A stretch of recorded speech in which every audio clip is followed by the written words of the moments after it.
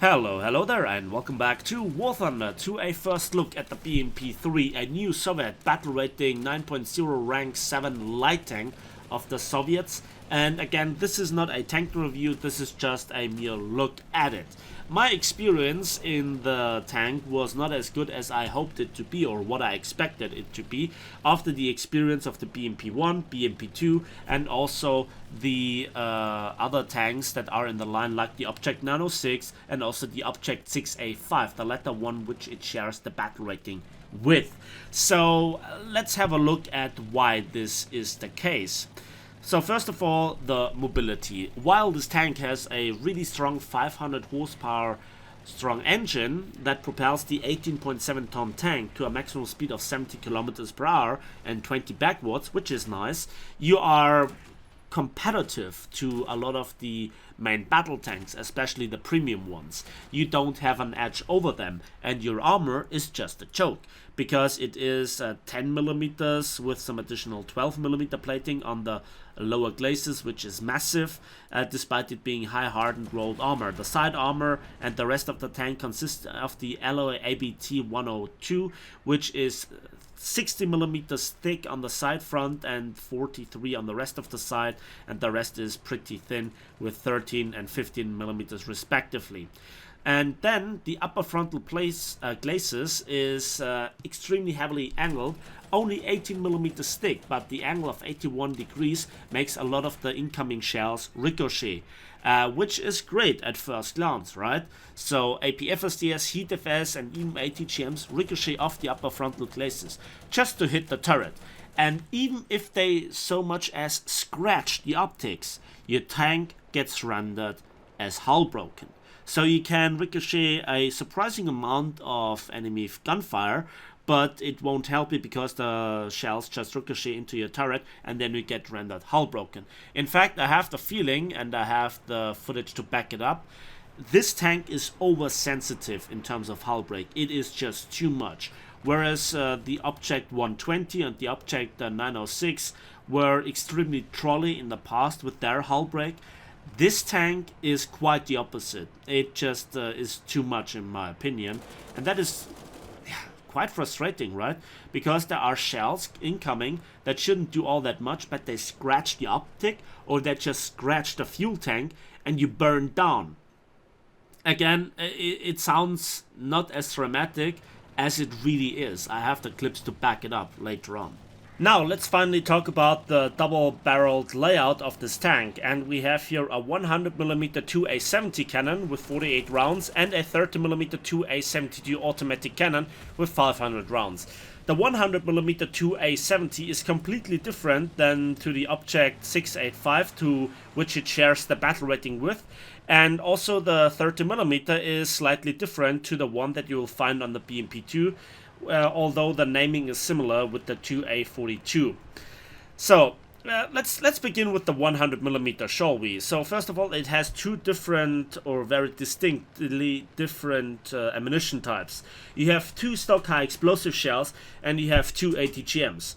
Both high explosive shells, the 30F32 and the 30F70, are in my opinion not really that useful. Yes, you have a 4-second reload, but the muzzle velocity is 250 and 355 meters per second respectively, and the penetration is 31 and 36 millimeters respectively. That is not bad for a 100mm gun, but it's just not good enough in my opinion to have this derp effect.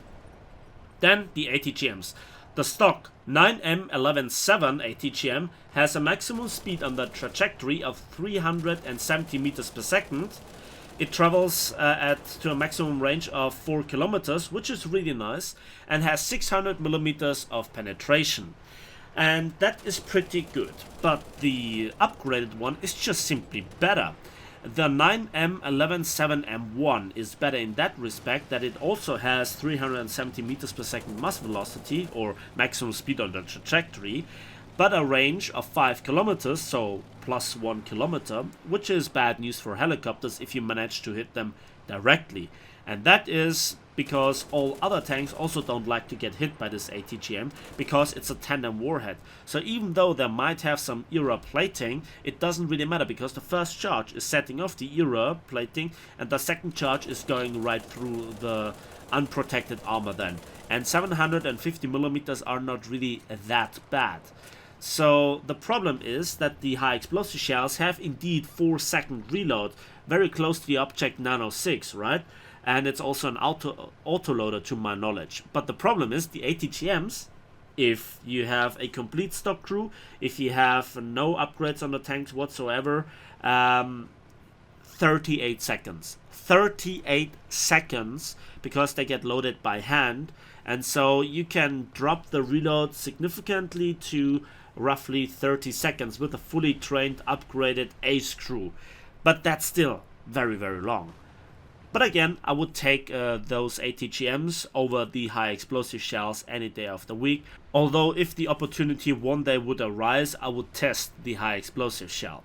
Now, finally, let's get to the 30mm.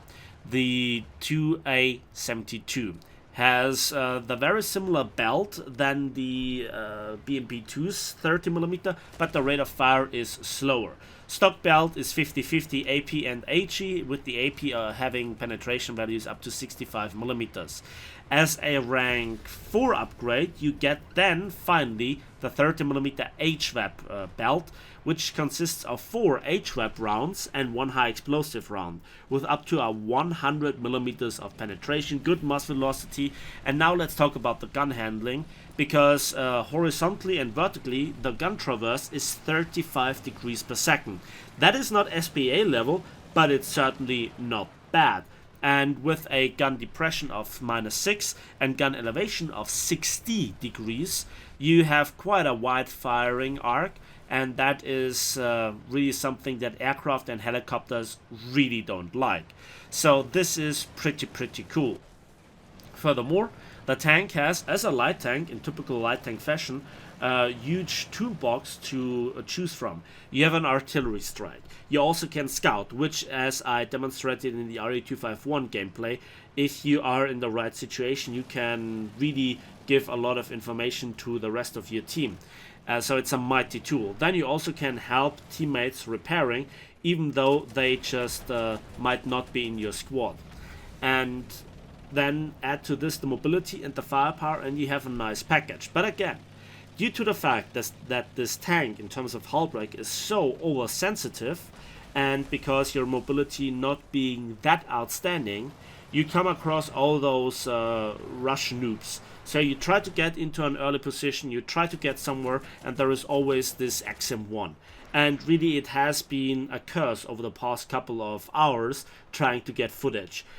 Everywhere XM1s. In the most crazy positions on maps, XM1s. They might die just a second after you, but they take you with them. So, and then trying to camp with this tank is also not really that effective. So the tank itself is by no means bad. It's just not really that light tanky for the battle rating of 9.0.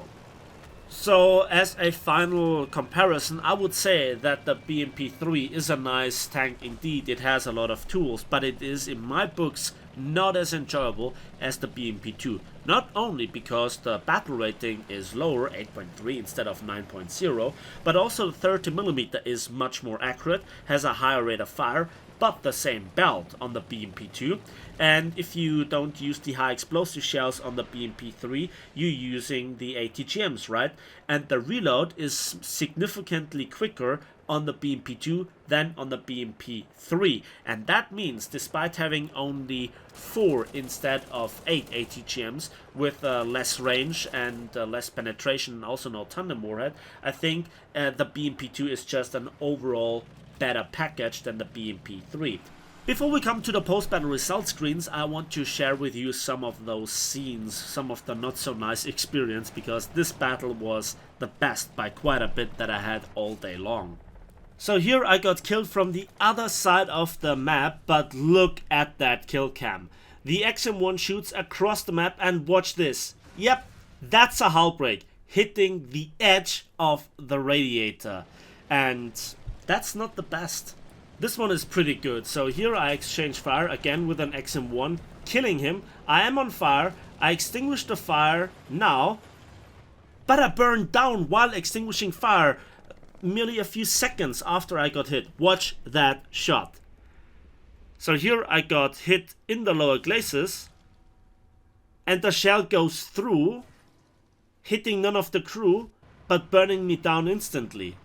In typical fashion, XM1 charges across the open field like a madman, doesn't see me, but yeah, he kills me and tank burned down. Watch that shot. Again, the shell ricochets off the upper plate and only scratches the optics.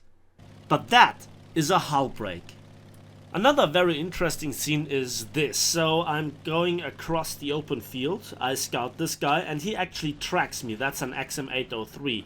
I smoke up immediately and yeah, I stay here and now I have to do with 20 seconds of repair time. I look at him, he has a considerable reload, and then out of nowhere comes another APFSDS shell, setting me on fire, and again, while extinguishing the fire, I get burnt down. Watch this shot. So it goes only through the fuel tank, and it was setting me on fire, right? And I burned down within seconds before I even could extinguish the fire, despite the fire extinguisher not being on cooldown, and I was pretty quick on the button. But this is also a very nice scene. So I discovered a secret pathway up a plateau that I have last seen somewhere in the beta of tanks, I guess, and I was making my way to a shooting position where I then could go and farm all the tanks around A. Then I was curious if I just could get a quick kill here on somebody in the cap, and then look at this guy. I didn't see him. Look where that guy was. Look at this. This was right at the edge of the map, and I don't know. That was the experience all day long.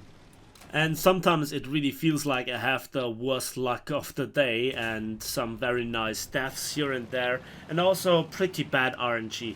But it doesn't really matter. Overall, I would love the tank, but my experience in it, despite the overall good performance, was just not really convincing. That's it for me today, so thanks for watching, thanks for listening, I hope you enjoyed this video. Please give it a like, give it a subscribe if you want to see more. Let me know in the comment section your thoughts about this tank. If you fight with it, against it, or use it yourself, let me know. And as usual, we will see each other on the waves, in the skies, and on the battlefields of War Thunder.